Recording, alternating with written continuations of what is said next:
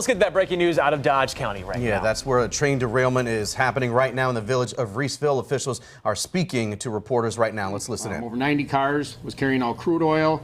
The crude oil was contained to the cars that were leaking, and there's been nothing that has leaked past the point outside of the tracks. Both sets of tracks from the aerial shots that we have currently right now are completely demolished, and CP Rail is currently mobilizing to come into the scene to take care of the tracks and rebuild the area.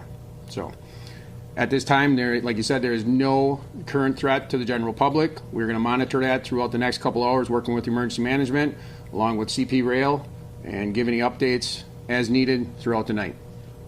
At this time, we'll take any questions. A couple things, yeah. Yep, go ahead. I do want to stress to the community that the railroad tracks are private property. They belong to the railroad. It is not open for anybody just to walk down railroad tracks to see what's going on, to take pictures, and anybody who is found on those tracks could be cited or arrested for trespassing. So we ask the public to please stay out of the area, allow our emergency crews to do what they need to do so that they're not getting in the way. But even if there wasn't a derailment, you can't be walking on or near railroad tracks on their property. So please stay clear of that so we don't have any of those issues. I have my staff out there watching. Canadian Railroad Police, Canadian Pacific Railroad Police are out there as well, monitoring that. So with that, again, the community is safe, and we are certainly open to answer any questions that you have. Any idea what caused it? At the current time, we're looking at it, potential that the track did split again. Too early to tell at this time. There'll be an investigation on it, but it's currently right in the same area as the last time that happened 2 years ago. Are the tank cars, are they leaking at this minute? Currently at this minute, they are leaking. We are actively working on mitigating that right now. The hazmat team is out there on scene. We have multiple resources down there. We did deploy our CLR hazmat card and called in multiple outside agencies to assist with this. As I said, Dodge County Hazmat, Sheriff's Department, CP Rail. So yes, we are currently working on mitigating that as we speak. Is there an estimate on how long cleanup efforts will take? Currently, right now, we don't have that, but in the past, when we did have that 2 years ago, within 24 to 48 hours, the tracks were back open and they were going live. They're currently mobilizing all of their equipment to the Kane warehousing area at this time. As the sheriff mentioned, and for the public that is tuning in here, please stay clear of the scene. Let the workers do their jobs right now, as well as the rail. Additionally, with this being a shared track with Amtrak, it is a federal response. So obviously, with it being a federal response to get this open, it is a priority for them. They've got a lot of passenger trains that are now stopped. So I would imagine that this will be a quick response.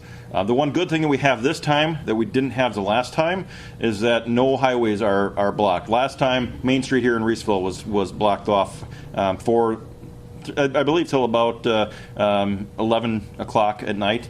So I would imagine, and they had things open up relatively quickly last time. It was impressive. I would say they most likely will have most of this cleaned up, well, not cleaned up, but a good chunk of it done by morning. They work very, very quickly on these. I want to make sure I understand then. So Amtrak schedules are being impacted by this? Absolutely. Correct. Yes. This is a major line that runs from Milwaukee up to Minneapolis. Any other questions? And you said it's now more than 30 cars at the rail. That is correct. We just confirmed that before we walked into the press release today. For how many? North of 30 right now, probably 31, 32. That's what we're still counting. They're still working on the scene as we speak. Do you know an estimate of how much oil has leaked and what the potential could be for how much could be in the area before this gets patched up? At the current time when we were listening, I was listening to radio communications. They were talking approximately a gallon a minute, but I know they're working on plugging those cars as we speak. And so you don't have any idea how much has leaked? Not at the current moment, no. Emergency management is still assessing that. And where exactly is it leaking? So the cars that are leaking currently, there are 2 or 3 of them that were actually punctured from when they went and the tracks punctured through them. And there's multiple cars that are laying on their sides, on the roof, and they're leaking from the top of the car. And that's into the ground? Or At the current moment, yes. And last time, like we said, when that did happen, they will mitigate the scene as well as working with any hazardous materials that have seeped into the ground.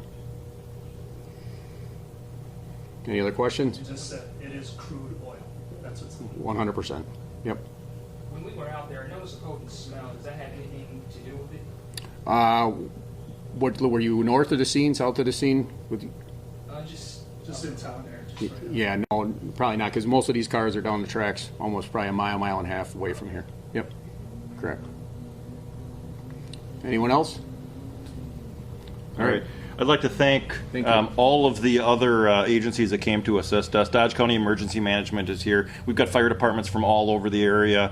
I'm not going to start naming them because I don't want to miss them, but we had a huge response, and they all came very, very quickly. The residents of Dodge County can be very proud of the emergency response, particularly in this case, fire and EMS. For how quickly they got here and were able to contain this situation. And I want to thank all of those individuals for all the work that they did. Thank you, everyone, for coming. And from this point forward, any additional information will be coming from Canadian Pacific, not from either of our entities. All right, you've been listening to officials there in the village of Reesville talking about this train derailment where we learned some new information. 30-plus cars off the track there, and these cars were carrying crude oil. And in this derailment that happened this afternoon, the officials said that the tracks punctured some of those cars, some of them on their side. You can see the images from News Chopper 12, some of them on their roof. Those are off the track and leaking crude oil. So this is a hazmat situation they're dealing with there in the village of Reesville. And this happened 2 years ago in 2023. I'm kind of surprised no one asked the question, what is the issue at this particular location in the village of Reesville that we have now had 2 train derailments here in almost the same location in the same area there in Dodge County. And they are waiting for officials from Amtrak to give some updated information on the Amtrak service that is going to be affected because these tracks are shared by both Canadian Pacific as well as Amtrak. We've got Matt Salemi above the scene in News Chopper 12 above the village of Reesville. Matt, what are you seeing from your vantage point? All right, so here's some of the cars that were punctured. You can see there's large puddles right next to both of these 2 cars. And then as we widen out here, there's one of the cars on its side right here, and you can actually see the oil just flowing slightly out of the top hatch. And so those are kind of the descriptions you can see. And then as we kind of just pan slowly between those 2 points, you can see some cars. These ones are on their side. Some of them actually burrowed into the ground. You can see that one burrowed into the ground. A couple more burrowed into the ground and looked like they were almost under the dirt at this point. So they still have a lot of work to do. Now, we had an earlier derailment in this summer, and they did literally get it open within 48 hours. By the next day, we were there in Hartford, and they had almost all of it ready to go. And so these crews do work very fast. They work throughout the night, and they focus first on moving the cars off the track. So they'll just move all these cars off, and then they'll start to work on repairing the tracks. You can see they were severely damaged.